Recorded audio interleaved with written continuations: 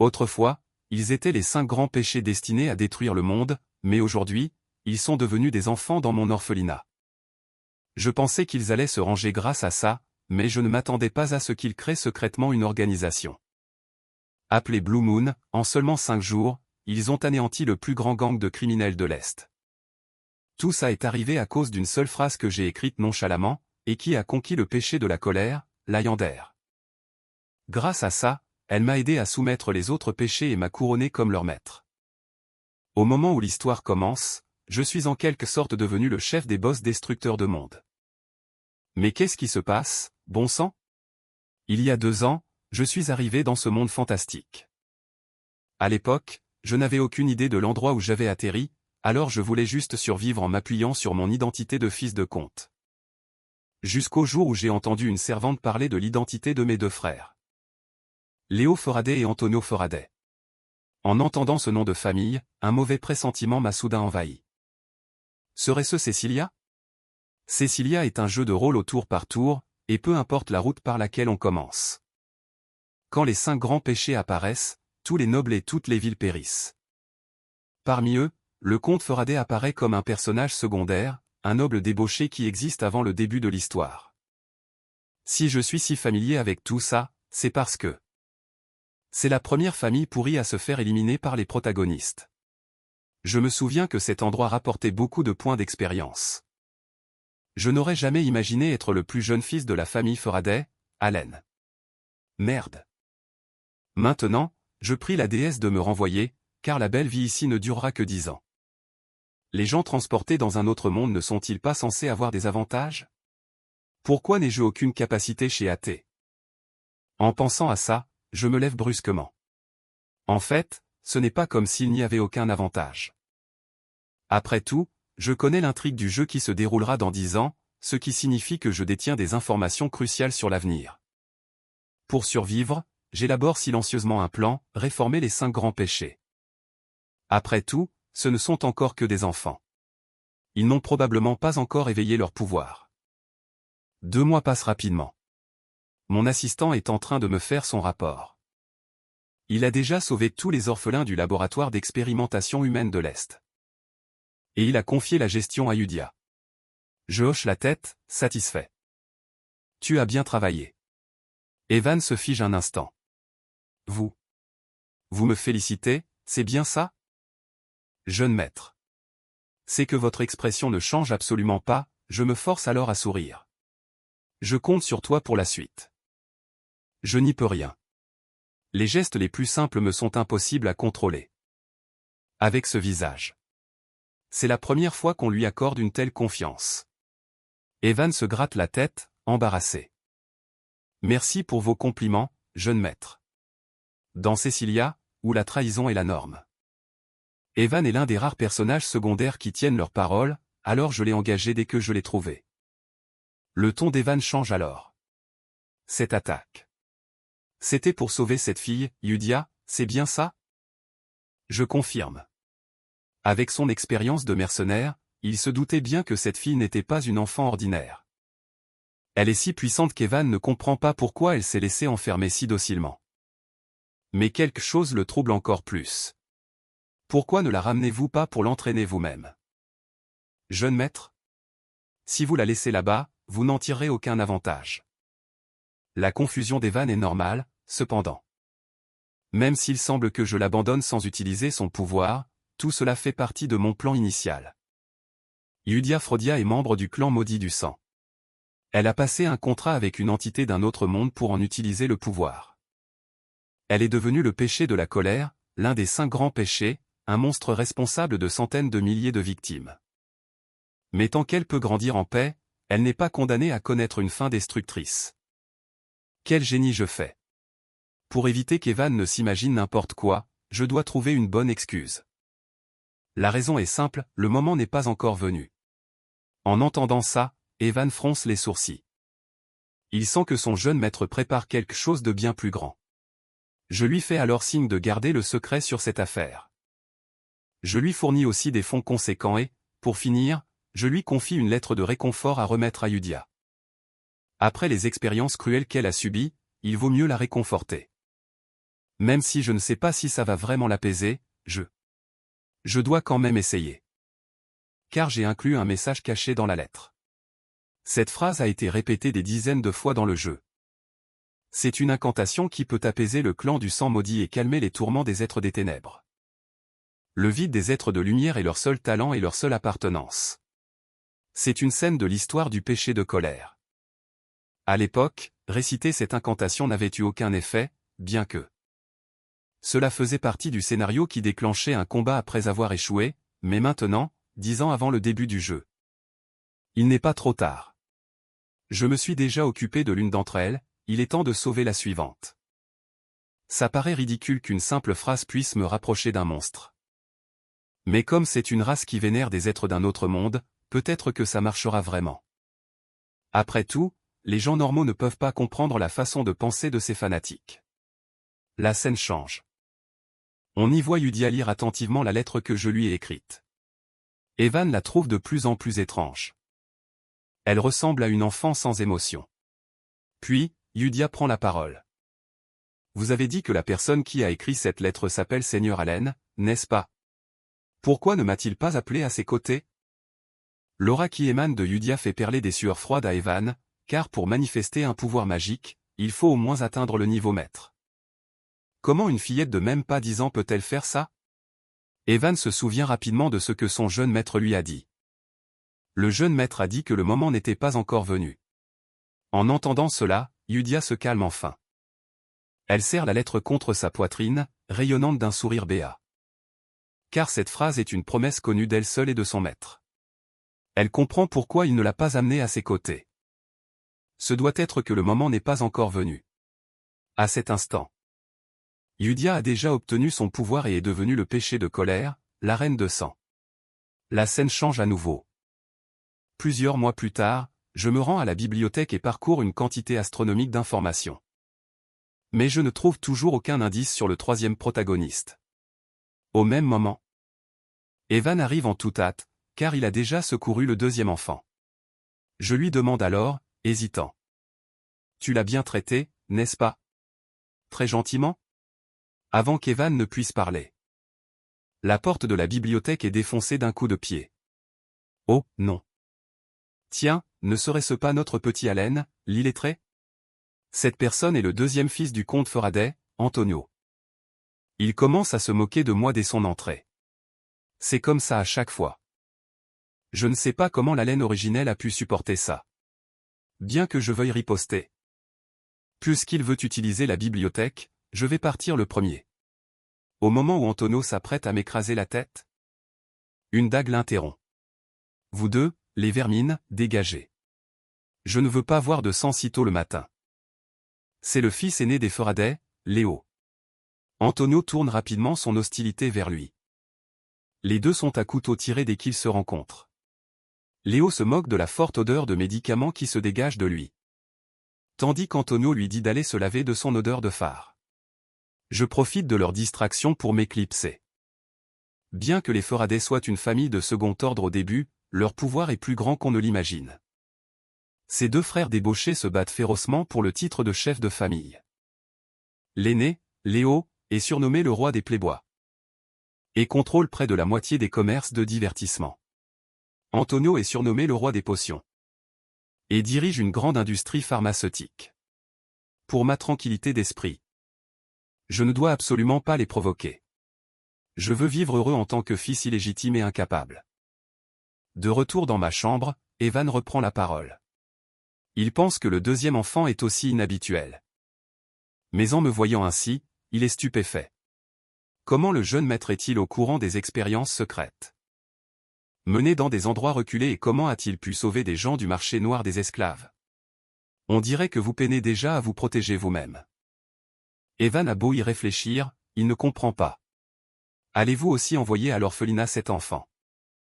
Que nous avons eu tant de mal à trouver? Je réponds calmement, Evan vient de dire que cet enfant est inhabituel. Bien sûr. Après tout, c'est un destructeur de monde originaire du Royaume-Uni. Un royaume composé de plusieurs nations. Diamak Karen a été acheté sur le marché noir des esclaves de la nation centrale.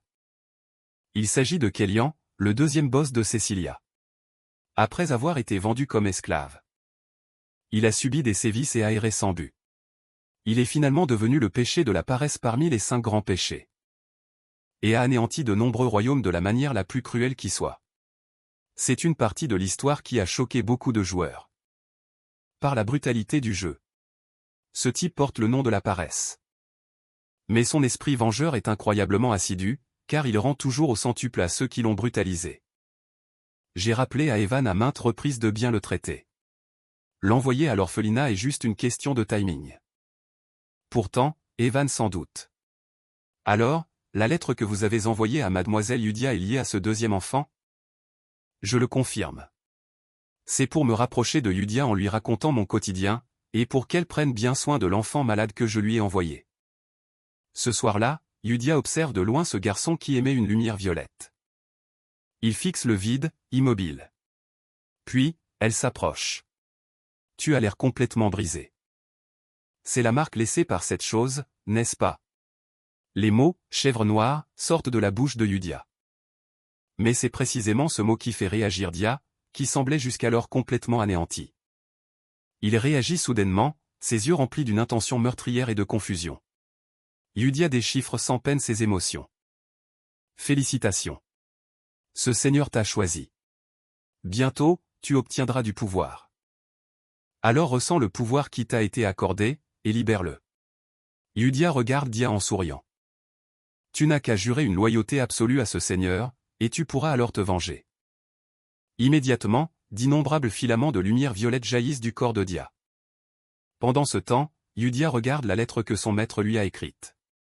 Elle sent bien que son maître tient toujours énormément à elle. Après avoir lu la lettre, un sourire se dessine sur ses lèvres. Elle est convaincue qu'elle pourra bientôt revoir son maître.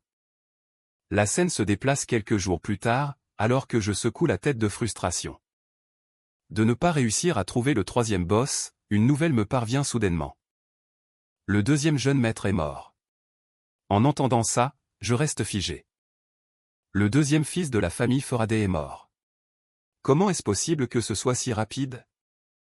La famille Faraday organise rapidement des funérailles pour Antonio.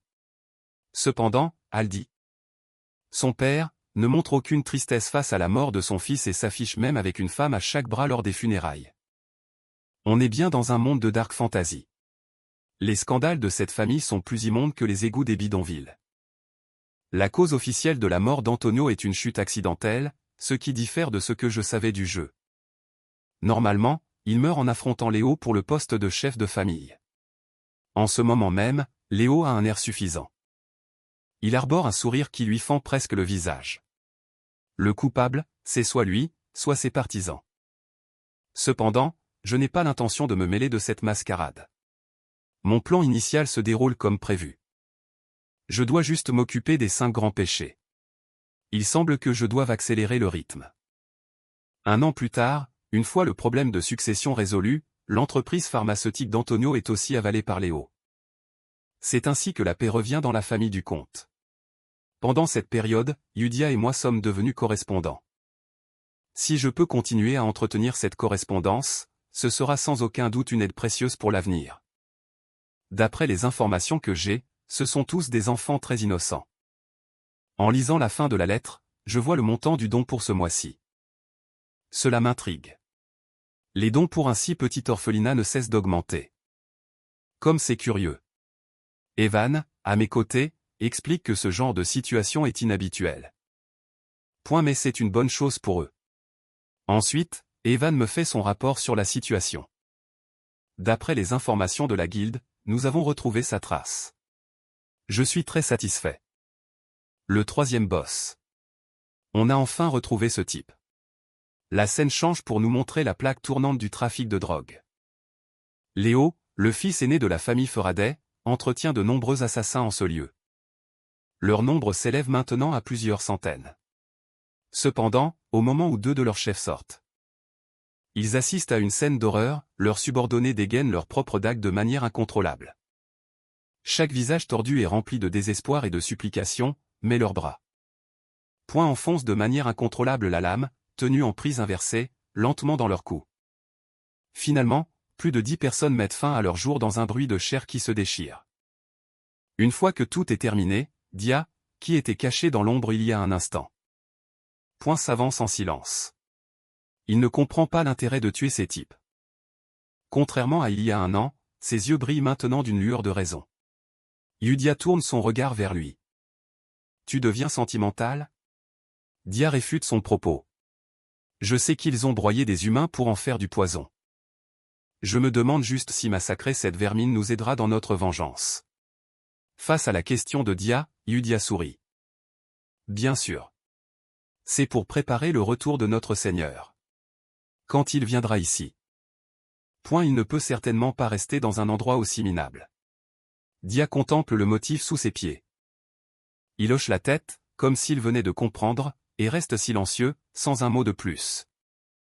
Tout se déroule selon la volonté du Seigneur. Blue Moon et Salam. Après leur départ, un totem lunaire reste sur le sol. 2 ans se sont écoulés depuis qu'Allen et Yudia sont devenus correspondants. Evan cherche maintenant Allen partout. Il le trouve finalement dans l'arrière-cour. Evan est complètement épuisé. Il a déjà envoyé le 5e enfant à l'orphelinat. Pendant ce temps, il a sauvé les 3 péchés restants, bien que trouvé le 3e. Le péché de l'avarice, et demandé quelques efforts. Grâce à ma connaissance du jeu et en exploitant Evan jusqu'à la moelle. Nous avons finalement réussi. En regardant Evan, qui a couru partout toute l'année. Je lui fais signe qu'il peut se reposer un peu maintenant. Evan, incertain, demande confirmation. C'est enfin terminé? Après avoir obtenu ma confirmation, il s'allonge immédiatement sur le sol. Evan pousse un long soupir. Mais vous n'avez pas l'air heureux, jeune maître. Je lui fais signe de bien regarder. Tu ne vois pas? Je suis déjà en train de sourire. Evan est abasourdi. Je vais juste faire comme si vous souriez. Je m'étire et remets mes idées en ordre. Je ne m'attendais pas à ce que les choses se passent aussi bien. La formation des 5 grands péchés nécessite des catalyseurs suffisants. Même si j'avais fait de mon mieux pour les sauver, il aurait été difficile de réussir avant qu'ils ne rencontrent le malheur. En d'autres termes, ma seule inquiétude était de ne pouvoir sauver que des incarnations des péchés. Au corps et aux esprits meurtris. Mais maintenant, cette inquiétude semble superflue. Les 5 enfants grandissent tous en bonne santé et pleins de force. Puis je l'ai de nouveau interrogé sur l'orphelinat. Tu n'as rien remarqué d'inhabituel lors de ta dernière inspection de l'orphelinat? N'est-ce pas? Evan sort la lettre que Yudia m'a écrite. Quelqu'un comme Snowwolf, à son retour.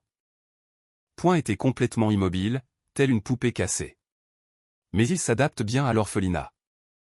Et Lina aussi, quand nous l'avons secouru. Elle gardait les yeux fermés, jurant de ne plus jamais regarder ce monde. Lors de ma dernière visite, elle lisait un livre avec beaucoup d'intérêt. Et elle semblait beaucoup plus joyeuse. Je ne m'attendais pas à ce que Yudia puisse accomplir un tel exploit. Serait-ce dû à un paramètre spécial qui fait qu'elle aime l'orphelinat? Vu sous cet angle, Yudia est aussi une personne bienveillante. Evan ne comprend pas pourquoi je demande ça. Elle vous a écrit quelque chose de spécial? Evan regarde mais ne trouve rien.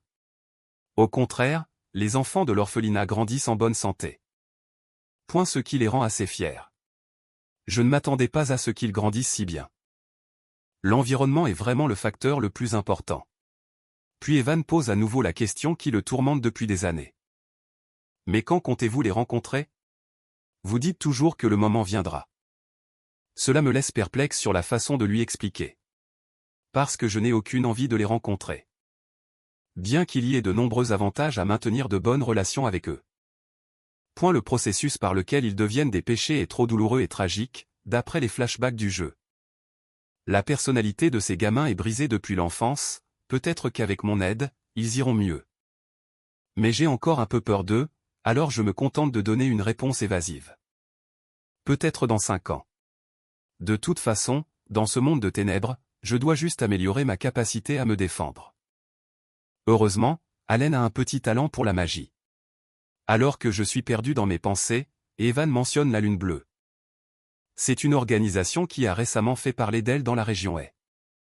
Apparemment, il se spécialise dans la traque des autres gangs.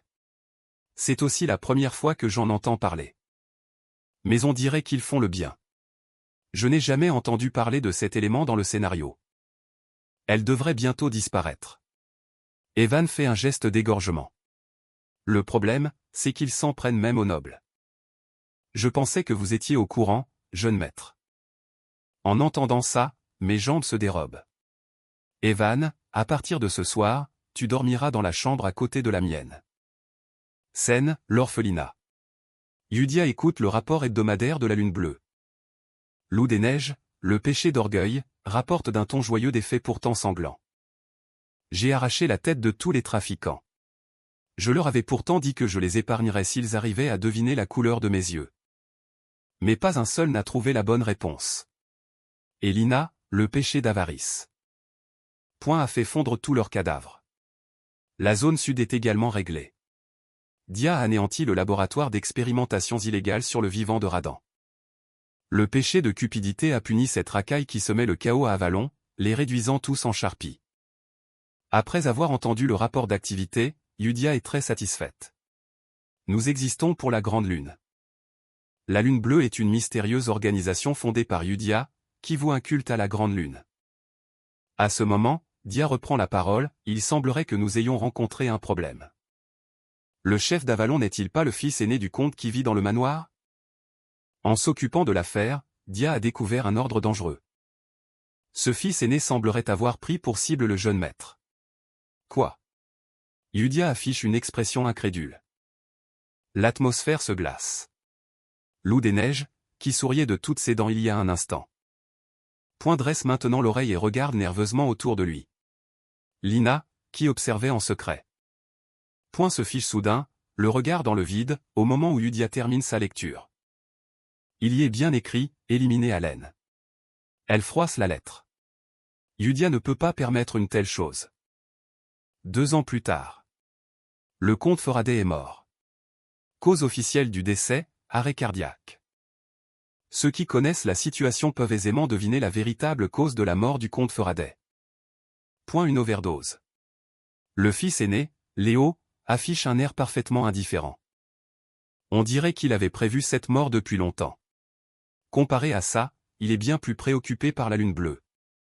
La mort du comte est donc classée sans suite, dans un silence de mort, sans qu'un seul sanglot ne soit versé. De retour dans ma chambre, Evan me demande ce que l'on va faire, maintenant que cet individu va devenir le chef de famille l'année prochaine. Et à ce moment-là, j'ai déjà fait mes valises. Car la suite. Je compte quitter cet endroit temporairement et me cacher un moment à Rudemy. C'est un petit village au sud du domaine Faraday. Au moment où Allen s'en va, Léo, à l'étage, le regarde fixement. Que dois-je faire? Devrais-je éliminer Allen? Même si ce stupide frère est un incapable. Cependant, alors que je savourais à peine 3 jours de vie paisible. Je suis forcé de retourner au manoir Faraday, car Léo, le fils aîné des Faraday. Point est mort. Ce qui me plonge dans une confusion totale. Pourquoi est-il mort si vite? Et sa mort est complètement différente de celle prévue dans le scénario. Il est mort une épée plantée dans le cœur. Qui a tué Léo? Au même moment, je remarque que tous les domestiques me regardent d'un air étrange. Ils ont tous l'air effrayés. Et pourtant, je n'ai absolument rien fait. Peu après, Evan revient de son enquête. Que as-tu découvert? Evan se penche à mon oreille, l'air de ne pas en revenir. Jeune maître. Vous seriez en fait le cerveau qui a anéanti Avalon en une seule nuit. Mais qu'est-ce que c'est que ce délire? Retour 3 jours en arrière. Le jour où j'ai quitté le manoir. Evan est perplexe, ne comprenant pas pourquoi j'abandonne ainsi la famille. Pourquoi ne pas se cacher dans une grande ville? Ça ne marchera pas, car Rudemy est la destination finale de mon plan. J'ai déjà sauvé les 5 grands péchés de leur funeste destin, le scénario destructeur initial a donc déjà été modifié. Rudemy n'a aucun lien avec l'histoire originale, et la famille Faraday y possède une résidence.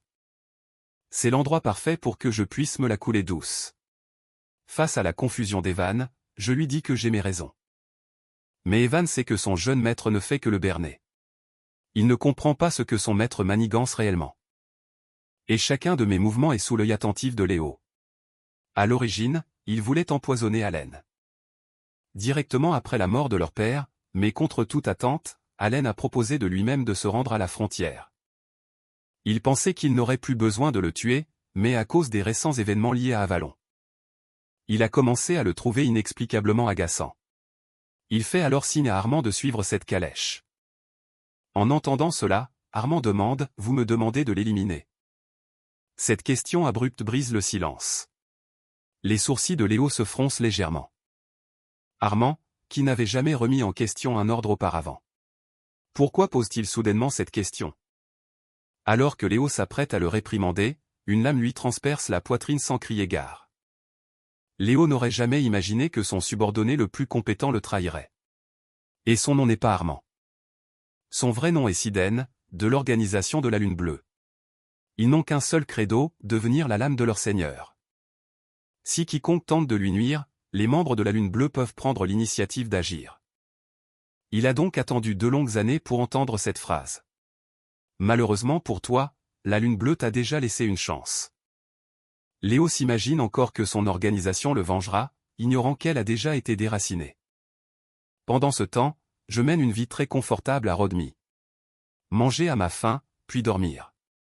Dormir à ma faim, puis manger. C'est la vie de noble que j'ai toujours désirée. Cependant, après seulement 3 jours, ma vie paisible est brisée. Car Léo, le fils aîné des Faraday, est mort. Je dois retourner au manoir Faraday pour prendre les choses en main, ce qui plonge tout le monde dans des spéculations folles. Et me voilà devenu à leurs yeux le démon au sang-froid. Quelqu'un peut-il m'expliquer comment on en est arrivé là? Evan y réfléchit et acquiesce, parce que vous êtes le seul bénéficiaire dans toute cette affaire. Le jeune maître Léo a été assassiné après notre départ. Vous êtes devenu l'héritier avec un alibi parfait. Avalon a également disparu, donc personne ne viendra vous importuner pour la mort de Léo. Vous vous êtes transformé en un assassin du niveau d'un maître épéiste. Le cerveau derrière la famille du comte. En fait, la situation actuelle me laisse sans défense. Bien que je n'ai rien fait, tout le monde me pointe du doigt. Je pense alors à l'organisation de la Lune Bleue qu'Evan a mentionnée. Se pourrait-il que ce soit eux?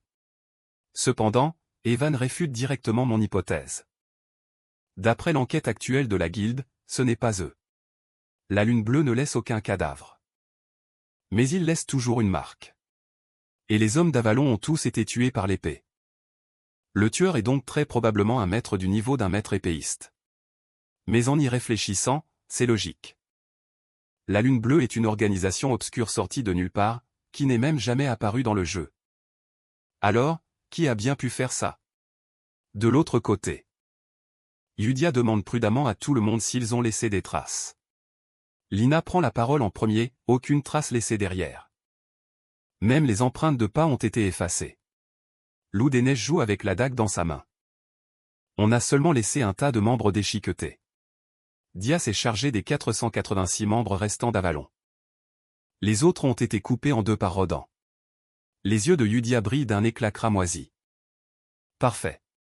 Avalon, qui dominait autrefois le royaume, a été réduite en poussière en seulement 5 jours. Puis, Rodan reprend la parole, cependant. Je ne pense pas que le nettoyage ait été parfait. Yudia devient immédiatement nerveuse. Rodan sort alors des informations sur des nobles liés à Avalon. Parmi eux se trouve une famille nommée Aldia, avec qui ils avaient des liens étroits. Yudia finit de lire les informations et murmure doucement, « Vous devriez savoir ce que je vais dire, n'est-ce pas ?» Tout le monde se prépare. Rodan hoche légèrement la tête, compris. Je vais m'occuper d'eux discrètement. Ce n'est qu'alors que Yudia pousse un soupir de soulagement. Finalement, après leur enquête, il ne reste plus que le problème des guildes. Toutes les guildes croient unanimement que cette affaire n'a rien à voir avec Blue Moon. Un maître épéiste a créé cette scène infernale, mais Yudia estime qu'ils ne peuvent pas baisser leur garde. Et doivent continuer à surveiller les informations des guildes. Cette affaire ne doit absolument pas parvenir aux oreilles de ce seigneur. Absolument pas. Dia est perplexe. Bien que tu sois un parent de sang de ce seigneur, tu voulais d'abord le tuer. Ce n'était pas un ordre de ce seigneur, n'est-ce pas? Les yeux cramoisis de Yudia s'embrassent soudainement. Je l'ai déjà dit, n'est-ce pas? Nous sommes tous les lames du Seigneur. Nous ne pouvons pas avoir nos propres pensées, n'est-ce pas? Pas sans un ordre. Ce n'est pas acceptable. Comprends-tu? Nous ne pouvons agir que sur ordre. Si ce Seigneur n'a pas parlé, nous ne devons absolument pas agir de manière impulsive. Ne jamais le décevoir. Dia passe sa langue sèche sur sa lèvre supérieure et regarde Yudia droit dans les yeux. Il ne comprend tout simplement pas comment quelqu'un d'aussi capable que Yudia peut être à ce point anxieuse et mal à l'aise. Simplement parce qu'elle a peur que cette personne la prenne. Bien que Dia ait des doutes, il n'ose pas en demander plus. Tout ceci est pour la grande lune, pour ce Seigneur. Changement de décor. Depuis la fin des funérailles de Léo, je n'ai cessé de m'occuper des affaires familiales. Ce mois-ci a été incroyablement chargé, mais je veux juste être un noble oisif. Bien que Léo ait offensé certaines personnes, il aurait dû mourir 6 ans plus tard.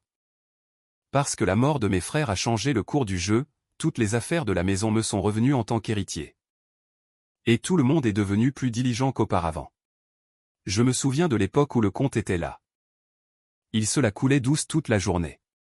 Ce que j'ignore, c'est qu'à leurs yeux, s'ils ne travaillent pas 2 fois plus dur, ils seront éliminés par le jeune maître Allen. Je vois aussi que tout le monde semble avoir peur. J'espère qu'ils pourront se débrouiller seuls. Sans que j'aie à intervenir. La scène se passe le soir. En regardant la scène devant lui, Evan est encore un peu surpris car en seulement 2 ans, la magie du jeune maître a atteint le niveau 2. Normalement, il faut 4 ans pour y parvenir. Et cela requiert également un certain talent magique. Même si je n'ai pratiqué cette magie que de manière désinvolte pour me protéger. La maîtriser requiert un contrôle précis du pouvoir magique. Bien que j'y sois parvenu, je suis encore à un niveau d'amateur. Apprendre la magie dans ce monde fantastique était excitant au début. Mais en étudiant plus en profondeur, j'ai découvert que mon noyau magique est ridiculement petit. Le noyau inné est comme le niveau de capacité naturelle d'un athlète. Cependant, comparé aux autres, mon noyau magique est extrêmement petit. À ce moment, Evan m'interrompt. Car nous avons reçu une invitation pour un bal aujourd'hui. Si mes 2 frères n'étaient pas morts, vous n'auriez pas pu me traîner dans ce genre d'endroit. Mais maintenant, je suis devenu le comte de Faraday. Je dois donc gérer quelques relations sociales. Ce bal se tient dans la partie sud du royaume d'Astria. Pour que les nobles puissent socialiser, et je dois saisir cette occasion pour nouer des relations avec d'autres nobles, car établir des liens avec la noblesse est crucial pour mener une vie paisible. Mais il semble que tous les autres ont peur de me parler. Ils m'évitent comme la peste. Pour être honnête, je m'attendais déjà à cette situation. Après tout, Allen est un noble débauché d'origine modeste qui manque de raffinement. Bien qu'il y a 3 générations, la famille était une maison aristocratique renommée du royaume. Aujourd'hui, cette famille est célèbre pour produire les playboys les plus notoires de l'Est. Ou plus exactement, ce sont des démons qui vous brûlent si vous les provoquez. Mais je suis venu préparé. Je me suis entraîné à la dégustation de vin pendant une demi-journée. Ce vin est vraiment particulier. Surtout son arôme. J'aimerais en rapporter quelques bouteilles à la maison. Le tout, combiné à un doux sourire. Tout le monde va sûrement me trouver très aimable.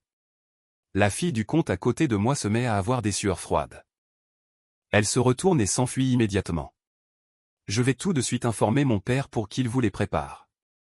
Ça me laisse sans voix. C'est complètement différent de ce que j'avais imaginé. Les nobles chuchotent que je suis encore pire que mes 2 frères. Utiliser des mots cruels pour forcer les autres à me donner du vin. Derrière moi, Evan ne peut que retenir son rire et me tapoter l'épaule. Après avoir fait le tour du bal, j'ai récolté tout un butin. J'ai perdu mon temps à me renseigner sur le vin. La réputation des Faraday est bien pire que ce que j'imaginais au départ. Et comme les rumeurs selon lesquelles j'aurais éliminé mes propres frères se sont répandues partout, j'ai l'air d'être devenu quelqu'un que tout le monde évite. On dirait que ma vie sociale est complètement ruinée. Cependant, au moment où je me suis tourné pour aller prendre l'air, une femme me remarque dehors. Je réfléchis attentivement à ce qui a bien pu clocher. Soudain, une voix douce se fait entendre, « Excusez-moi. Puis-je vous parler ?» Quelqu'un m'adresse enfin la parole. Cependant, quand je me retourne, je ne vois personne. En baissant les yeux, je découvre une jeune fille gracieuse qui me regarde nerveusement. Pardonnez-moi, je suis Aldia, la troisième fille du duc Aldia. Elle vient de dire la famille Aldia? Et la famille Aldia est l'une des trois grandes puissances de l'ombre de Cecilia, connue comme les Vauriens du Nord, n'est-ce pas? Comment quelqu'un qui m'approche de son plein gré pourrait être une personne ordinaire? Mais pourquoi n'ai-je aucun souvenir d'un personnage aussi important dans le jeu? Je ne crois même pas qu'elle existe dans le jeu. Aldia va droit au but. S'il vous plaît, accordez-moi votre puissance, car je pourrais mourir ce soir. Je me souviens que la famille Aldia n'avait que 4 membres dans le jeu. Ce qui signifie qu'elle est morte avant même que l'histoire ne commence. Aldia me raconte son passé. Elle est née de la concubine la plus favorisée du duc et n'a survécu que grâce à la protection de son père. Mais maintenant, le duc Aldia est gravement malade, et si son père décède, ses frères et sœurs s'en prendront à elle. Je suis perplexe. Pourquoi demanderait-elle de l'aide à un parfait inconnu comme moi? Avec votre puissance. Cela devrait être une tâche facile. Ce visage d'habitude si calme montre de l'anxiété pour la première fois. Je dois refuser. Aldia dit qu'elle ne me laissera pas l'aider pour rien. Si je réussis, elle me donnera la moitié des biens de sa famille. Ce n'est pas que je ne veux pas l'aider.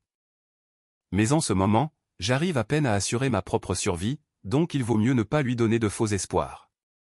Même si je voulais l'aider, je ne suis pas l'une de ces puissances légendaires. Quand je regarde en arrière, j'aperçois le désespoir qui bouillonne dans les yeux silencieux d'Aldia. Je claque de la langue. Me retournant vers Aldia, toujours debout, je lui dis, je vous souhaite bonne chance. Pour alléger le poids sur ma poitrine, je lâche une bénédiction polie. Honnêtement, j'espère qu'elle trouvera un allié fiable. Pendant ce temps, chacun de mes mouvements est sous la surveillance de Blue Moon. Dia décide de rapporter ce qu'Hélène vient de dire à Yudia, mais Lina lui fait signe de ne pas s'inquiéter. Parce que cette fille est le seul membre des Aldia qui ne figure pas sur la liste noire de Radan. Dia comprend tout instantanément. Si c'est le cas, alors les choses sont beaucoup plus simples. Ils n'ont qu'à surveiller ce seigneur. Et empêcher que le moindre mot sur l'incident d'Avalon ne lui parvienne aux oreilles. Juste au moment où je retournais dans la salle de réception. Une salutation froide m'arrête à nouveau. En entendant cela, mon cœur s'emballe d'excitation. Vais-je enfin me faire un ami noble? Mais quand je me retourne et que je vois qui c'est, je me fige. Comment ça peut être elle? Bien sûr, quiconque m'approche n'est pas un noble ordinaire. J'adresse alors à Dame Jononia une salutation noble standard. Kalia semble surprise, vous me connaissez? Je confirme, vous êtes célèbre à bien des égards. Après tout, c'est l'une des 3 puissances obscures du royaume d'Astria. Aldia au nord, Ferade à l'est, et Kalia, la fille aînée du comte Jononia, à l'ouest. Si Ferade est un gang de rue, alors Jononia est un syndicat du crime organisé.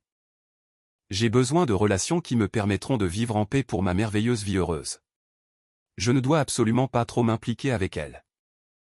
Qui pourrait me blâmer alors que Dame Kalia est une telle beauté? Kalia me regarde avec un air intrigué. J'aimerais discuter davantage avec vous. Qu'en pensez-vous? Je réponds qu'il y a trop d'yeux et d'oreilles ici. Bien qu'intérieurement, ce n'est pas ce que je pense. Je veux juste qu'elle me laisse partir rapidement. Khalil lève un sourcil de surprise, puis éclate de rire en comprenant. Exactement comme le disent les rumeurs. Pendant ce temps, je suis complètement perdu. J'attends avec impatience notre prochaine rencontre. Avant que je puisse dire quoi que ce soit, elle s'en va, me laissant là, déconcerté. Pendant ce temps, Dia et les autres remarquent quelque chose d'inhabituel, une silhouette en noir surveille ce seigneur. Mais ils n'ont pas reçu l'ordre de s'en occuper. La scène se déplace plus de 10 jours plus tard. Evan et moi arrivons dans un canyon isolé. On a enfin trouvé cet endroit. C'était facile de le localiser dans le jeu. En réalité, ça a pris un demi-mois de recherche. La vraie raison pour laquelle j'ai assisté au bal, c'était pour ce labyrinthe. Dans le jeu, ce labyrinthe s'appelle le labyrinthe des murmures. Le terminer octroie un artefact plutôt correct. Heureusement, je me souviens encore de la stratégie pour le finir. En entrant dans la vallée. Ce qui nous accueille est une porte couverte de runes mystérieuses. Evan aussi sent que cet endroit est étrange. Mais plus que ça, il est curieux de savoir comment son jeune maître connaît cet endroit. C'est parce que je viens souvent ici. En entendant ça, Evan se fige. J'ai failli faire une gaffe en étant dans la lune. Alors, je me rattrape vite. Je plaisante, bien sûr. J'ai naturellement mes propres méthodes. Evan reste sans voix. Le jeune maître plaisante toujours avec un air si sérieux.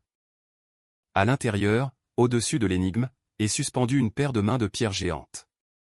Si la réponse est fausse, les mains géantes s'abattront et réduiront les gens en bouillie. Mais dans ces circonstances, comment le jeune maître peut-il être si calme? Bien qu'il le serve depuis 4 ans.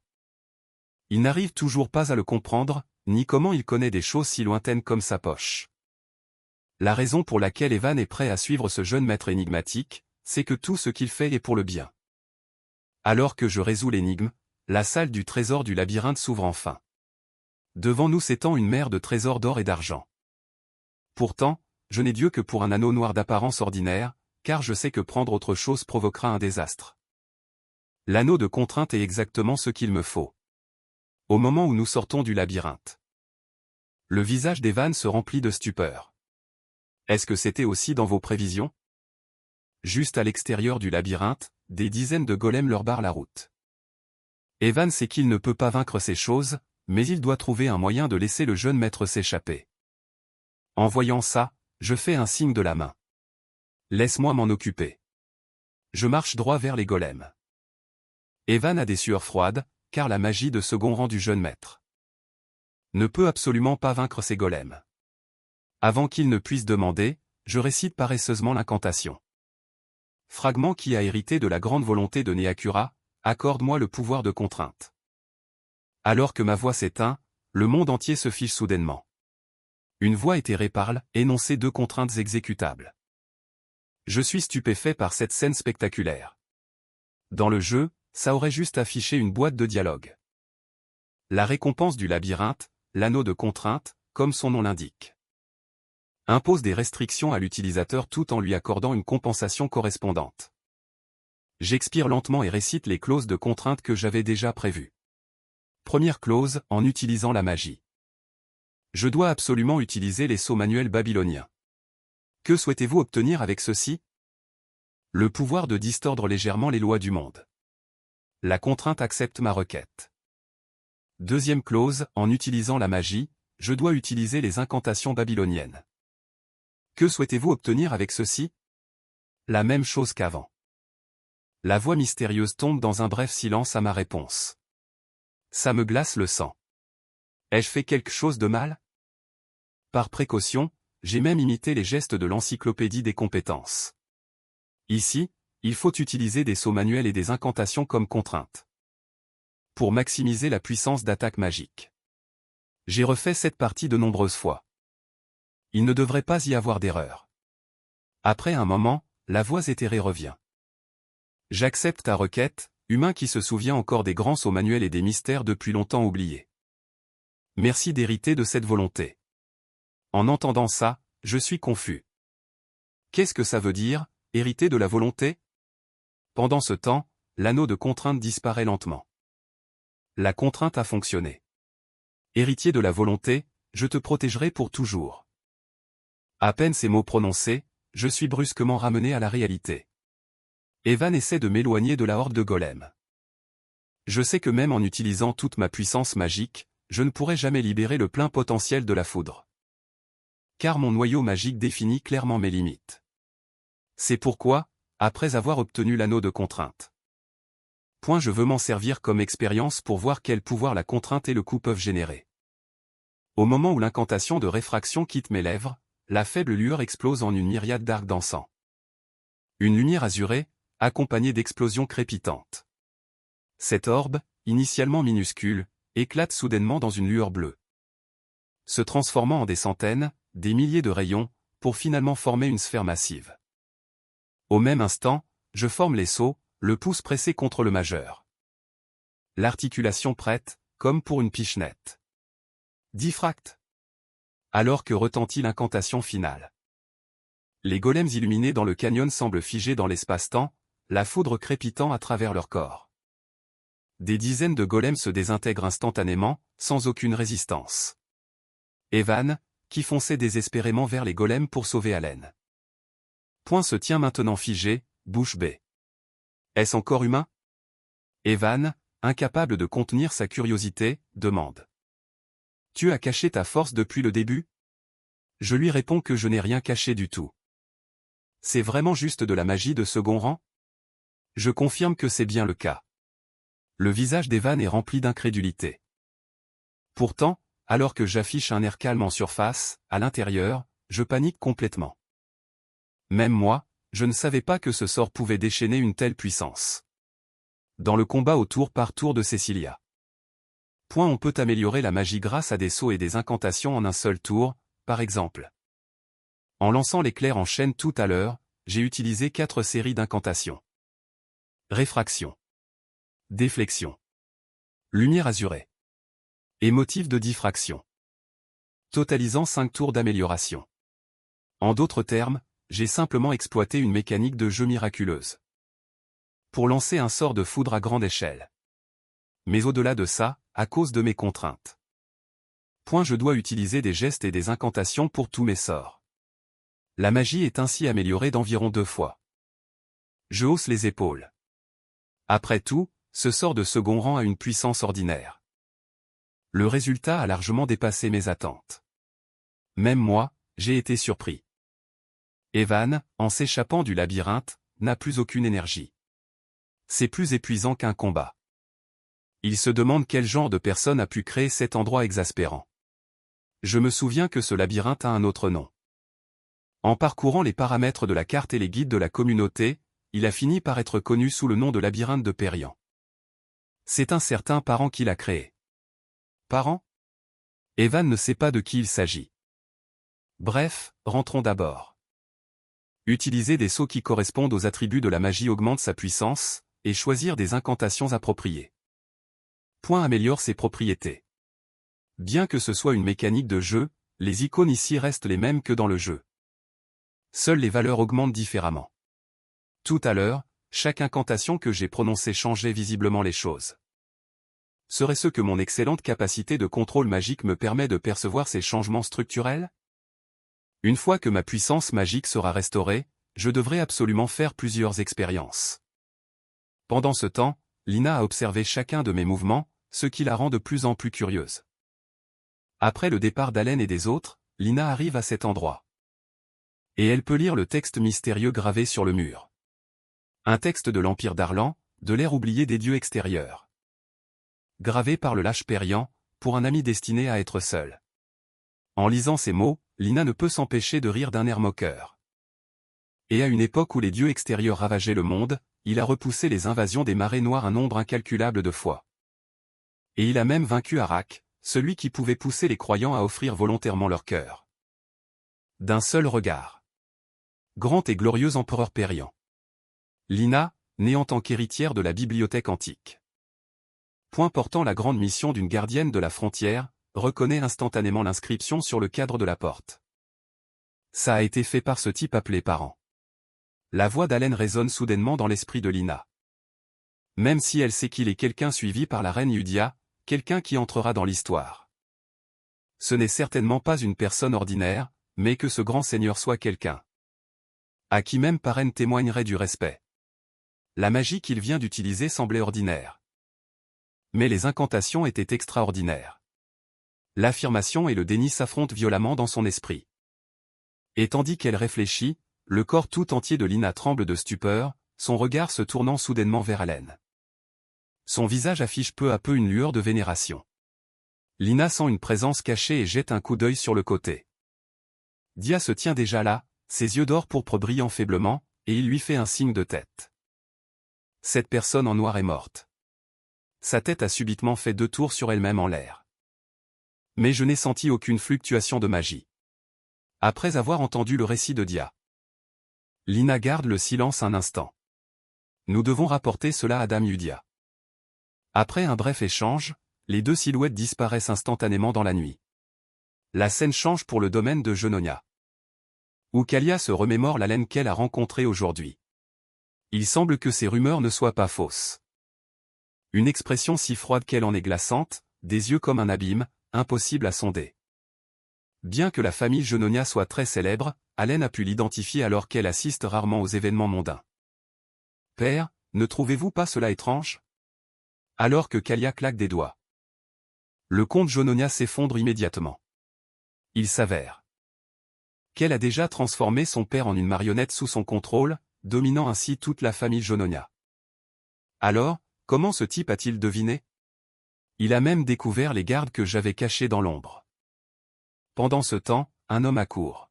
« Dame Kalia, il y a un problème dans votre chambre. » Quand Kalia arrive dans sa chambre, elle découvre que son garde de l'ombre est mort.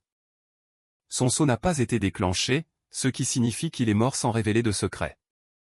Kalia réalise que la personne a été délibérément placée dans sa chambre. Comme c'est intéressant. Il a obtenu un énorme moyen de pression sur moi dès notre première rencontre. Mais j'ignore complètement ce que Kalia est en train d'imaginer. Après qu'Aldia a quitté le bal, elle serre le poing et laisse échapper un rire d'autodérision. Alors, c'est moi l'idiote, après tout. L'haleine qu'elle a vue est bien au-delà de ce que les gens ordinaires peuvent atteindre. Le duc Aldia est un noble seigneur respecté de toutes les factions, un noble que ni la gauche ni la droite n'osent offenser facilement. Pourtant, son regard froid était comme celui de son père. Ainsi, au moment de leur rencontre, Aldia a immédiatement saisi cette dernière lueur d'espoir, mais c'était finalement inutile. Après tout, les atouts qu'elle pouvait jouer n'étaient qu'un emprunt à la charité du duc Aldia. Un faux pouvoir qui pouvait disparaître à tout moment, car au-dessus d'elle, il y avait 4 autres frères et sœurs. Comparée à eux, elle n'était qu'une créature pitoyable dont la famille Aldia pouvait se passer. Sans l'affection de son père, Aldia sait qu'elle serait certainement éliminée par ses frères et sœurs. Pourtant, alors qu'elle se prépare à accepter ce destin tragique, le cri d'une servante brise son funeste destin. Les jeunes maîtres Félon et Gig sont morts. Aldia est confuse en entendant cette nouvelle. Des 4 frères et sœurs qui l'ont tourmentée pendant des années, 2 sont soudainement morts. Et avant qu'Aldia ne puisse réagir, un autre cri tremblant d'une servante vient de l'étage. Le jeune maître Tamillon et dame Mariana sont morts.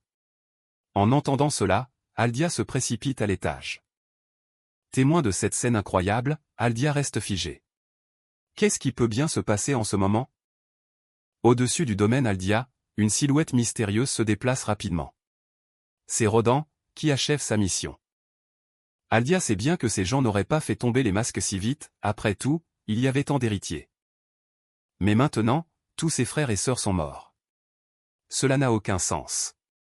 À cet instant, Aldia se souvient de ce que cet homme a dit avant de partir, « Je vous souhaite tout de même bonne chance. » Alors, c'est lui le cerveau derrière tout ça? En pensant cela, la chair de poule parcourt tout son corps tremblant. Et c'est ainsi qu'Aldia devient du jour au lendemain la seule héritière légitime des Aldia. Et Aldia n'a aucune idée du genre de démon avec lequel elle a conclu un pacte. Mais tout cela ne peut plus être annulé. Les conséquences d'une trahison envers lui. Le sort de ses frères et sœurs est on ne peut plus clair. Alors maintenant, elle n'a plus qu'un seul chemin à suivre. La scène se déroule 2 mois plus tard. Je reçois une lettre de la comtesse Aldia. Je suis perplexe, car je n'ai jamais eu la moindre affaire avec eux. En l'ouvrant, je découvre une bouteille de vin et une carte. Ce vin est produit sur le territoire impérial de Cernance, à raison de seulement 3 bouteilles par an. Chacune vaut des milliers de pièces d'or, et je demande confirmation à leur majordome. Cela vient-il vraiment d'Aldia? Le majordome me le confirme. Et cette bouteille de vin est un cadeau qu'elle a préparé personnellement. Après avoir entendu les paroles du majordome, j'affiche une mine confuse. Ainsi, en seulement 2 mois, Aldia, la 3e fille de la maison ducale Aldia, est devenue la duchesse Aldia après le décès du comte Aldia. Aldia a hérité sans encombre de la position de comtesse. Dire qu'avant, elle ne pouvait même pas entrer dans ce bureau. Ses frères et sœurs sont tous morts subitement, pourtant elle est restée saine et sauve, car elle possède un alibi en béton. Ils ont tous été tués pendant qu'elle assistait au bal, et ses propres partisans avaient déjà été éliminés par ses frères et sœurs. Autrement dit, lorsqu'elle est retournée au domaine du comte, elle n'avait aucun pouvoir pour s'opposer à eux. Kalia se remémore les événements passés et a des sueurs froides. Il a donc même profité de telles circonstances. Bien qu'Allen l'ait rejeté sans pitié en apparence, il a secrètement tout géré à la perfection. Le plus suspect, c'est que même si tous les héritiers du duc sont morts il y a plus d'un mois, il n'a jamais pris l'initiative de me contacter. Après mûre réflexion, elle en arrive finalement à la seule conclusion logique, Allen joue une partie d'une toute autre envergure. Même si la famille Aldia possède un certain pouvoir, ce n'est rien comparé au sien. En d'autres termes, il a d'autres plans.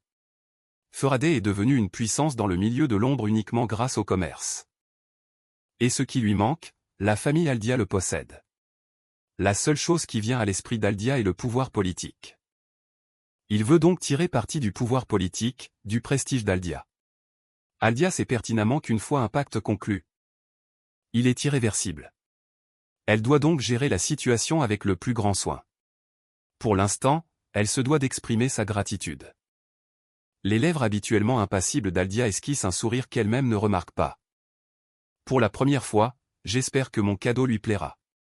Une fois le présent livré, le majordome d'Aldia s'en va. Ce à quoi je ne m'attendais pas, c'est qu'Aldia, qui était menacée de mort, soit devenue comtesse. Je sens que quelque chose cloche. La scène se déplace plusieurs mois plus tard. Il ne reste plus que 5 ans avant le début de l'histoire originale. Jeune maître. Non, devrais-je vous appeler comte, désormais? Bien que la cérémonie de succession n'ait pas encore eu lieu, je peux maintenant utiliser légitimement le titre de comte. Faraday. Cependant, ce n'était absolument pas dans mes plans initiaux. Mon objectif de départ n'était pas de devenir comte, mais de mener une vie paisible sous un titre de noblesse. Bien que cela s'écarte de mon objectif initial, ce n'est pas nécessairement une mauvaise chose. Evan me tend alors une lettre. C'est une lettre de Yudia. Au même moment, je lui demande s'il y a des nouvelles concernant l'assassin de Léo. Evan secoue la tête. La guilde n'a toujours rien trouvé. Cependant, Evan semble perplexe. Votre but n'est quand même pas la vengeance, n'est-ce pas? Je lui confirme que c'est simplement par précaution. Après tout, l'effet papillon que j'ai provoqué a fait dévier le scénario du jeu. J'ouvre alors la lettre de Yudi, curieux de savoir ce qu'elle contient. Cette fois, entre les lignes, dansent les petites anecdotes du quotidien de l'orphelinat. Récemment, Dia s'est mis au spectacle de marionnettes. Cette fille, Snowwolf, est toujours absorbée par ses jeux avec ses amis. Lina lit tranquillement des livres et s'adonne à des travaux manuels, et Redon, lui, s'est récemment pris de passion pour l'aménagement du jardin. En lisant ces nouvelles du quotidien, je souris inconsciemment comme un vieux père. Même si les 5 grands péchés ne sont pas mes enfants biologiques. J'ai vu ces petits grandir à l'orphelinat pendant 5 ans, et je ressens maintenant un véritable sentiment paternel. Je demande alors à Evan quel âge a Yudia maintenant. Evan est perplexe face à ma question soudaine. Elle doit avoir 19 ans. Comme la plupart des enfants que vous avez personnellement ramenés à l'époque. Quand j'entends qu'ils ont cet âge, leur image d'enfants obéissants et gentils se brise instantanément dans mon esprit. Ce sont eux qui détruisent le monde. C'est terrifiant rien que d'y penser. Sans même parler de me remercier. Je ris amèrement. Ils devraient probablement sortir et explorer le monde maintenant. Evan hoche la tête comme pour acquiescer, mais... Ne les aviez-vous pas recueillis spécifiquement à l'époque? Je dis à Evan que ce n'est plus nécessaire. Ils ont grandi, il est temps de penser à leur avenir.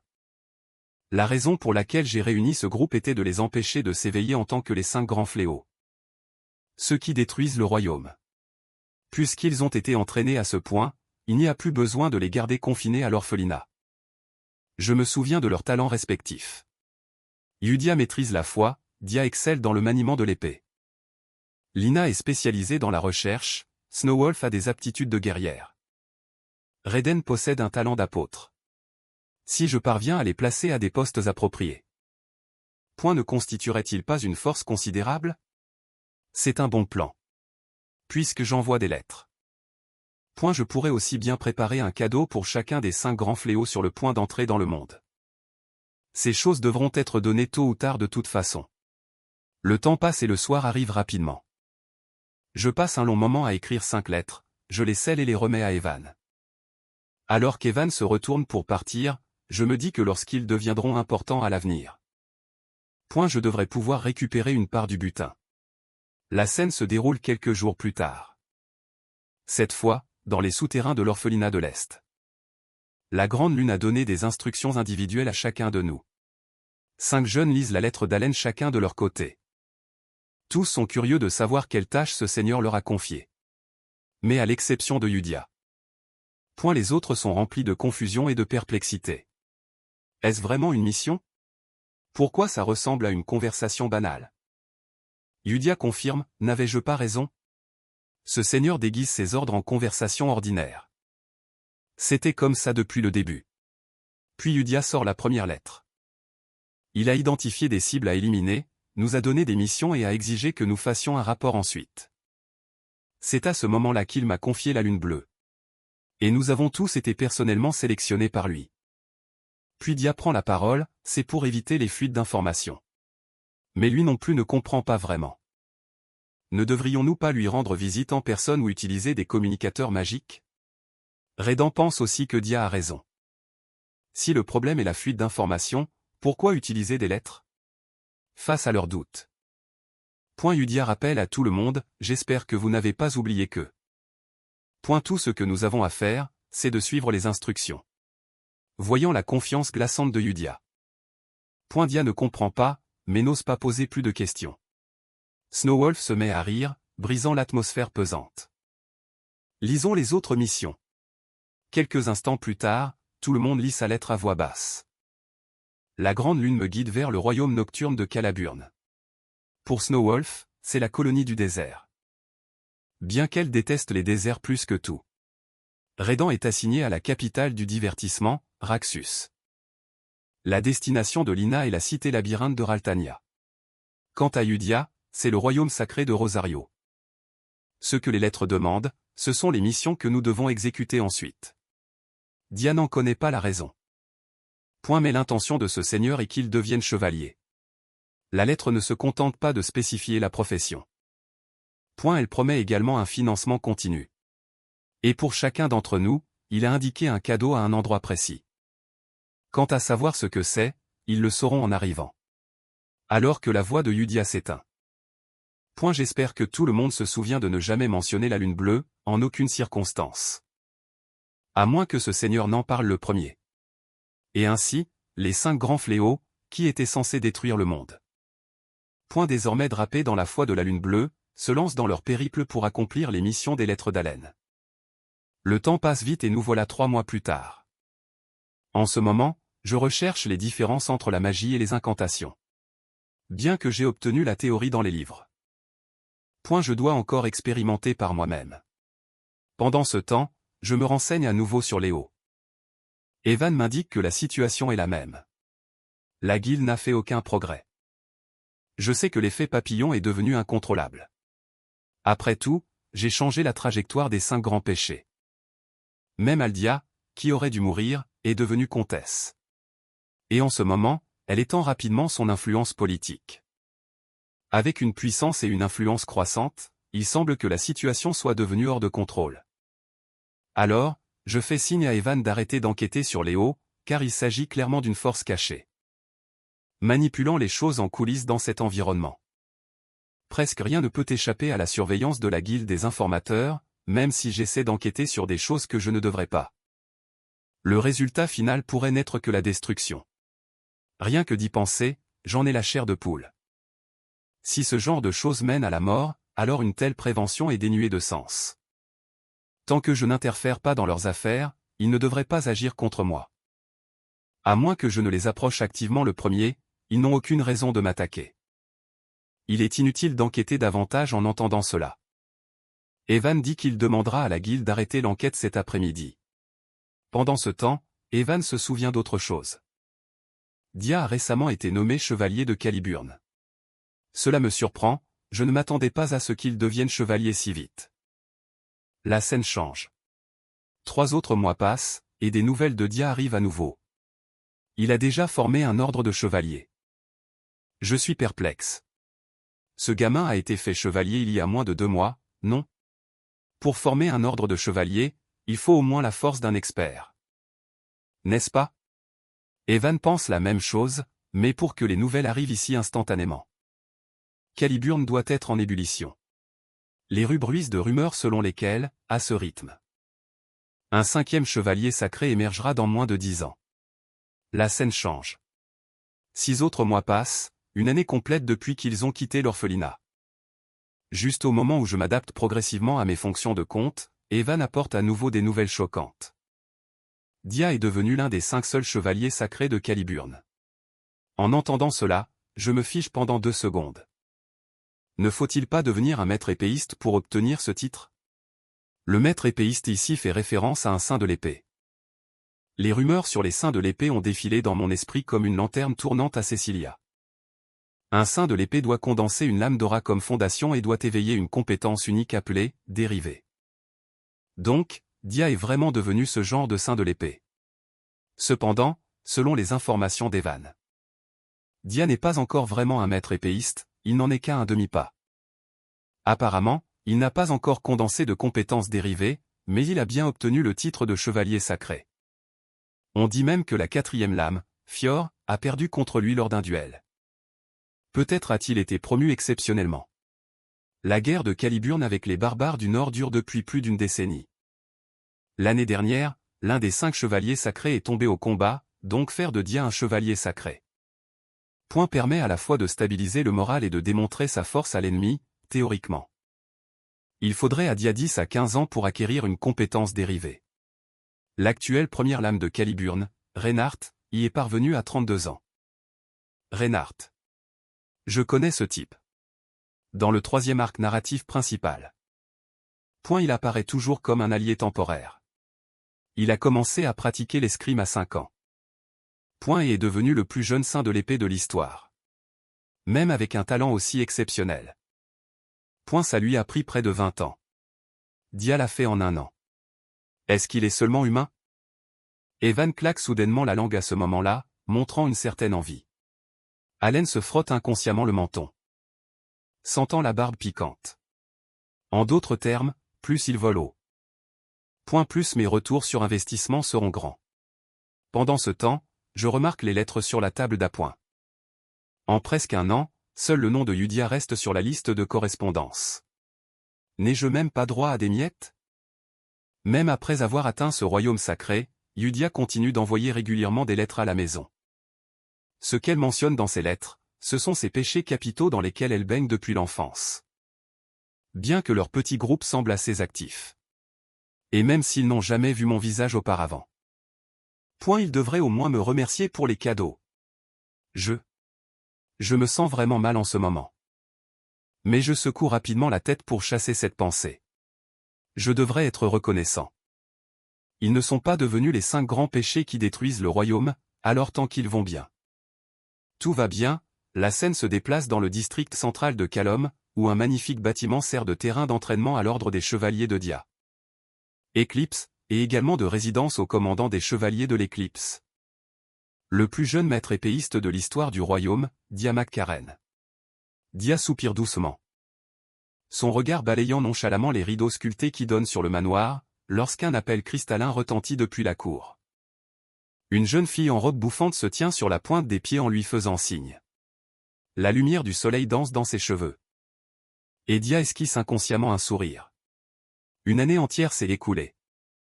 Mais sans souvenir le met encore un peu dans l'embarras. Des années auparavant, Dia a tout perdu à cause de la chèvre noire. Y compris Ciri.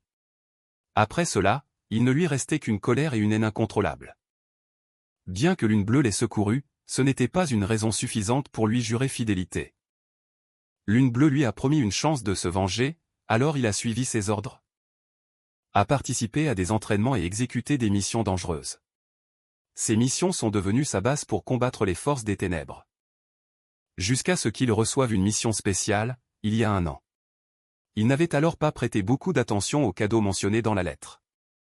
Mais il est quand même allé vérifier. Cependant, lorsqu'il est arrivé à l'adresse indiquée, la scène qui s'offrait à lui le laissa complètement abasourdi. Car Ciri, qui aurait dû mourir des mains de la chèvre noire, s'affairait maintenant dans l'auberge, totalement indemne. Le simple fait de penser à la façon dont il a perdu le contrôle en la voyant pour la première fois, l'étreignant de toutes ses forces en pleurant, lui fait encore rougir les oreilles. Après être arrivé à l'adresse qu'Allen avait écrite, Dia y a vu Ciri. Celle qui aurait dû mourir des mains de la chèvre noire. Il était perplexe quant à ce qui avait bien pu se passer pendant tout ce temps. Une fois la tempête d'émotions calmée, Dia a enfin entendu de la bouche de Ciri le récit de ses épreuves au fil des ans. Après avoir été enlevée par la chèvre noire, elle est restée dans une cage sombre pendant très longtemps. Pourtant, alors qu'on l'emmenait au lieu d'exécution, un rayon de lumière a soudainement tout interrompu. Elle s'est échappée en profitant de cette brève occasion, mais ses jours à l'extérieur n'ont pas été faciles. Alors qu'elle venait d'être capturée par des trafiquants pour être vendue comme esclave, un mercenaire nommé Evan est apparu à temps et l'a sauvée. À partir de ce moment, elle a reçu l'aide de ce seigneur. La lettre que Ciri a présentée était écrite de sa propre main. Je lui suis extrêmement reconnaissante pour tout ce qu'il a fait pour moi. Sans lui, je serais certainement morte. Après avoir entendu l'histoire de Ciri, Dia ne put s'empêcher de se demander. Comment le grand Lune Bleue a-t-il pu prévoir tout cela? Après tout, il n'avait jamais mentionné ses affaires de famille. Après avoir rejoint Lune Bleue. Bien que Yudia ait déduit les crimes de la chèvre noire à partir de traces résiduelles. Elle ne connaissait aucun détail. Comment sait-il tout, lui? Cependant, il ne tarda pas à cesser de s'attarder sur cette question. À la place, la voix de Yudia lui revint à l'esprit, le Seigneur sait tout. Un jour, tu comprendras pourquoi je le suis. Dia médite sur ces mots qu'il avait autrefois ignorés, mais qu'il comprend soudainement. Toutes les questions s'emboîtent parfaitement, comme les pièces d'un puzzle. Auparavant, il ne comprenait pas pourquoi Yudia était si fervente. Mais maintenant, il semble que l'idiot, c'était lui. Ce seigneur avait tout compris depuis bien longtemps. En y repensant, ce qu'il a dit à l'époque signifiait qu'il savait déjà tout. Et il avait transmis certains indices à cet enfant qui allait survivre seul. Voyant son frère anxieux, Ciri prend la parole et le tire de ses pensées. En pensant à son désir de vengeance contre la chèvre noire. Ce seigneur le connaissait sûrement depuis le début. Salam a osé n'en faire qu'à sa tête, et pourtant, il a choisi la générosité. Pour cet homme rongé par la haine, la survie de Ciri et le fait que ce seigneur la protégeait secrètement pour lui était une grâce plus précieuse que n'importe quel trésor en cet instant. Dia comprend enfin que les paroles de Yudia n'étaient pas l'adoration d'une fanatique. Quoi qu'il arrive, Dia se jure secrètement de rembourser cette dette. Désormais, il suivra la volonté de la lune, deviendra un chevalier de Caliburn. Deviendra le summum de Caliburn et le roi des chevaliers. Il doit maintenant entamer la première étape de son plan. Quelles que soient les épreuves qu'il rencontrera, il attend avec impatience le jour où il pourra exprimer sa gratitude. Et lui offrir un retour digne de ce nom, prouvant sa valeur sous le clair de lune. Après avoir récité à voix basse le cri de guerre du chevalier de l'éclipse, il se lance dans l'expédition pour soumettre les barbares. Afin de forger un ordre des chevaliers suprêmes digne de la grande lune bleue. La scène change. Depuis mon retour du bal de l'année dernière, je suis obsédé par la recherche d'incantations magiques. À travers des expériences répétées, ces incantations peuvent en effet altérer l'essence de la magie. Prenez les 4 ensembles d'incantations que j'ai utilisés lors de l'exploration des ruines. La défragmentation accentue l'imperfection de la magie achevée, doublant sa portée de dispersion. La déviation brise la forme de la magie, provoquant un déplacement spatial des projectiles. La lumière d'azur s'abat comme la foudre, amplifiant la magie parallèle avec des coups critiques. Et enfin, le schéma de défragmentation confère des effets de pénétration magique. De plus, j'ai percé plusieurs règles inhérentes aux incantations, ne pas répéter la même incantation. Ne pas utiliser d'incantations contraires à la magie, et le nombre total d'incantations ne peut pas dépasser 5. Violer ces 3 règles d'or fera échouer la magie ou lui fera perdre considérablement sa puissance. Comme mon noyau magique est trop petit.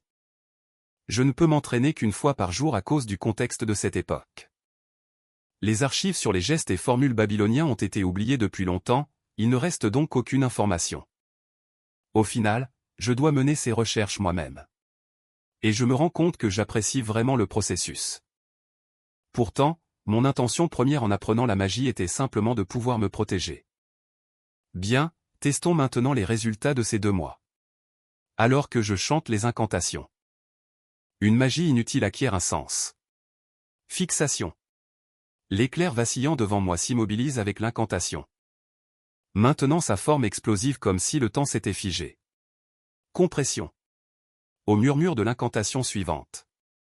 La sphère de foudre, d'abord de la taille d'un gros ballon, se réduit soudainement à celle d'une bille tout en restant immobile. Au mot décomposition, l'éclair sphérique se fragmente instantanément. Et forme peu à peu une cible claire. Floraison instantanée. Quand je relâche mes doigts raidis et prononce l'incantation finale, un arbre de foudre colossal s'élève du sol. Le brillant arbre de foudre géant se solidifie en une forme éternelle, comme si quelqu'un avait mis un coup de foudre sur pause. Voyant cela, je hoche la tête avec satisfaction. L'ordre des incantations affecte bien la forme de la magie. En effet, la première fois que j'ai utilisé décomposition en premier, l'effet n'était pas du tout le même. Mais à ce moment précis, un cri de surprise m'interrompt. En me retournant, je découvre. C'est Kalia de la maison du comte Genonia, et un homme d'âge mûr. À cet instant, ses yeux sont écarquillés et sa bouche est bée. Sa prestance noble habituelle a complètement disparu. Est-ce de la magie originelle? Comment est-elle arrivée ici? La bouche de l'homme d'âge mûr est tout aussi grande ouverte, son expression choquée est identique à celle de Kalia. Utiliser la magie originelle signifie que sa force a atteint le niveau d'un mage de 7e rang. Entendre leur conversation me stupéfie. Je suis un mage de 7e rang? Après que Kalia a vu Allen lancer sa magie, ils apparaissent tous deux peu après dans le salon de réception du comte Faraday. La visite de Kalia chez le comte Faraday a deux objectifs principaux. Il détient clairement des atouts capables de nuire gravement à Genonia. Et pourtant, il reste inactif. Par conséquent, elle veut comprendre les véritables intentions d'Allen. La deuxième raison est de vérifier personnellement la force de la mystérieuse organisation. Sous les ordres du comte Faraday, mentionné dans les rumeurs, afin d'entrevoir la pointe de l'iceberg.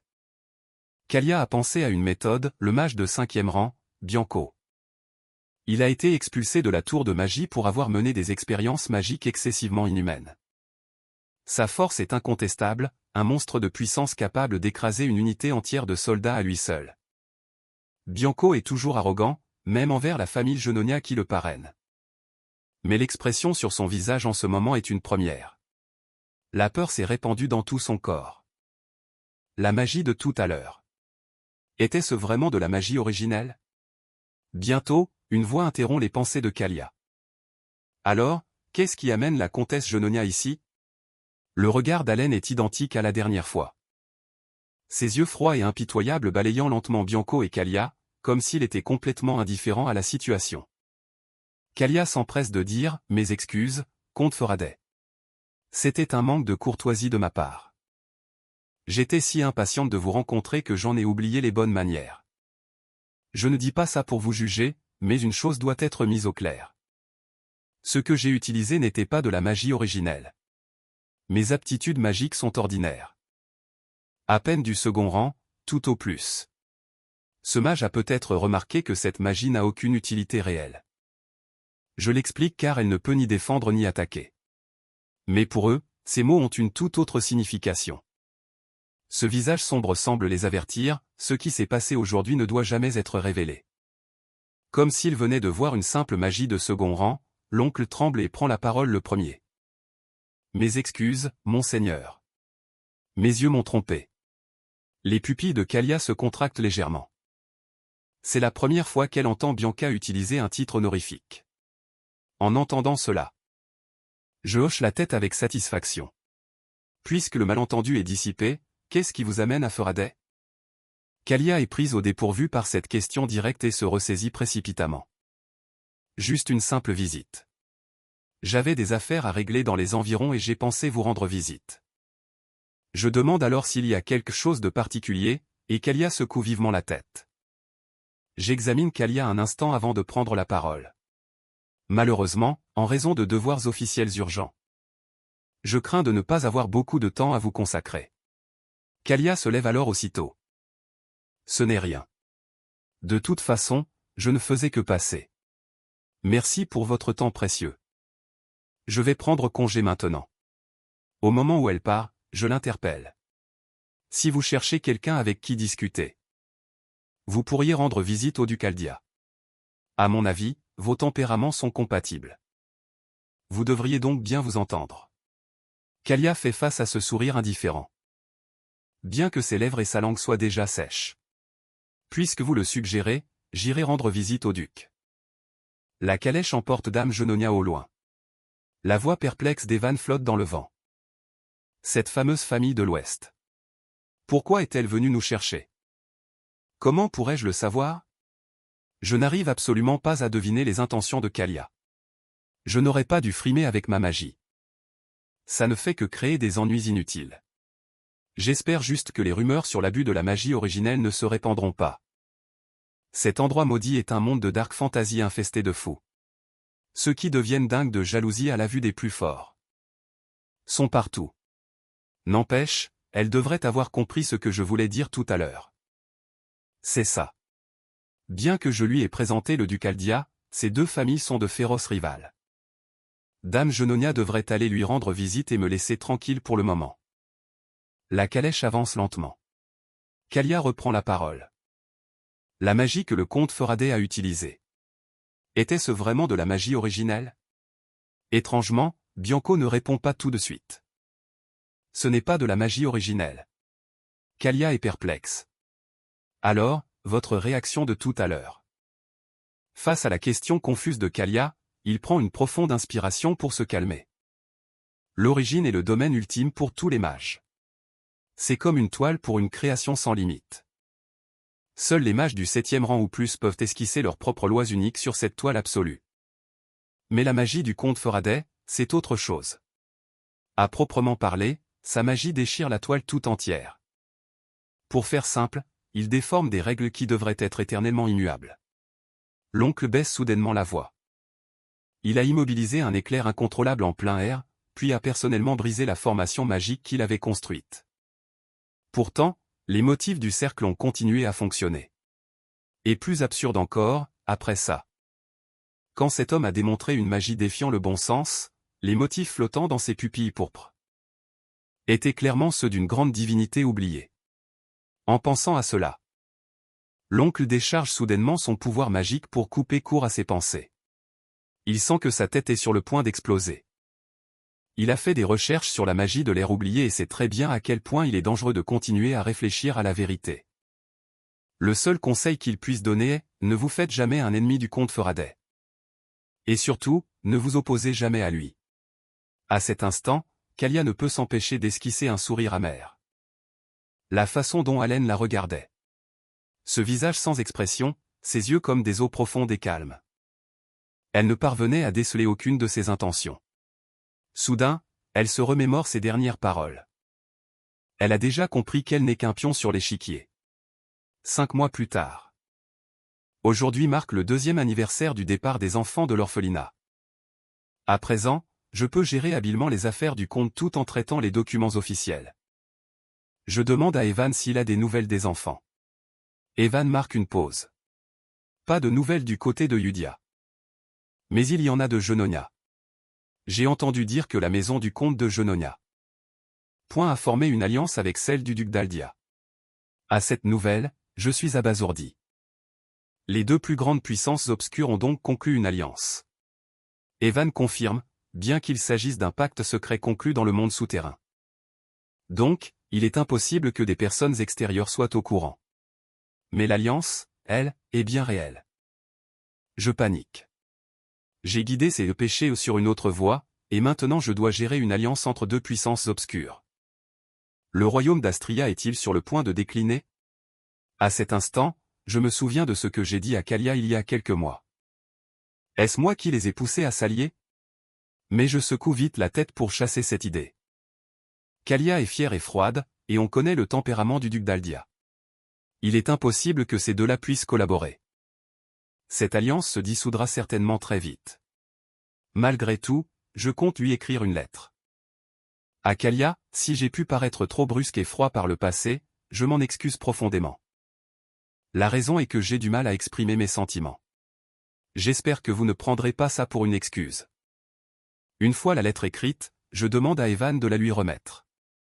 Ensuite, je regarde la note sur mon bureau, dont même le nom est devenu flou. Je veux savoir comment vont Radan et Snowwolf. car depuis que Yudia a mentionné dans sa lettre point qu'ils étaient arrivés à destination, je n'ai plus eu de nouvelles. Ils ne sont quand même pas morts en pleine nature? Si elle a découvert le cadeau que j'ai mentionné dans ma lettre. Tu dois devenir une guerrière hors pair, l'essence même du clan doré. Point de la famille Babaya. Dans le jeu, cet objet accorde un bonus de 20% au taux de coup critique. S'il est obtenu par le péché de l'orgueil, non seulement elle ne sombrera pas dans la vilainie, mais elle pourrait aussi devenir un membre éminent du clan du loup. Je me souviens que c'était la description de cet équipement. Je lui ai révélé l'emplacement de trésors cachés, que je comptais à l'origine utiliser comme fonds d'urgence, en espérant qu'elle puisse subvenir à ses besoins grâce à ses talents. Elle devrait donc s'en sortir, pas vrai? Même si c'est une nation de gladiateurs, avec le pouvoir du gantelet, elle devrait pouvoir y régner en maître. La scène se déplace au sud de la colonie du désert. Au fond d'une grotte du désert, au son de pas traînants, une jeune fille émerge en titubant de l'obscurité. Ses cheveux, autrefois courts, lui tombent désormais jusqu'à la taille. Bien qu'épuisée, son épreuve est enfin terminée. Ce gantelet à griffes d'or est exactement le cadeau que la grande lune bleue lui a offert. Au début, elle pensait que la légende de l'essence du clan doré n'était qu'une fable, mais après ce qu'elle a vécu, elle réalise que ce n'est pas qu'un conte de fées. Quand elle était petite, sa mère leur avait raconté que leur tribu était la descendante du roi de toutes les bêtes, le clan doré, les héritiers des souverains de toutes les races bestiales. L'artefact central du clan doré est un trésor légendaire, transmis depuis des centaines d'années, leur conférant pouvoir et autorité. Et maintenant, Snowwolf a saisi sa véritable essence et a surmonté toutes les épreuves de son monde intérieur. Snowwolf sait qu'elle n'aurait jamais pu accomplir tout ça seule. C'est entièrement grâce à la grande lune bleue. Lune bleue est à la fois sa bienfaitrice, qui l'a sauvée d'expériences mortelles, et celle qui lui a accordé le pouvoir de venger ses parents. Contre le dragon noir qui les a tués. Cette dette, elle se doit de la rembourser. Elle se souvient des instructions de Lune bleue le jour de son départ. Même si elle n'est pas très maligne, elle comprend que son seigneur veut bien plus qu'une simple gladiatrice. Au fil de ses pensées, le regard de Snowwolf se pose naturellement sur le gantelet. Ce gantelet omnipotent, capable de conférer le pouvoir du clan doré. Au moment où elle le contemple, Snowwolf comprend enfin la véritable intention de Lune bleue, devenir une gladiatrice célèbre. Rassembler les membres dispersés du clan doré, restaurer leur gloire, et enfin, abattre ce dragon noir. À l'instant où Snowwolf met un pied hors de la grotte, une lune éclatante trône dans les 9 cieux. La lumière bleutée de la lune qui se déverse teint tout le désert d'azur. Tout est au service de ce seigneur. Elle prononce cette déclaration, devenue son mantra, le clan d'or, qui régnait sur toutes les races en tant que puissants hommes bêtes il y a 500 ans, renaîtra de ses cendres sous la lumière de la lune bleue.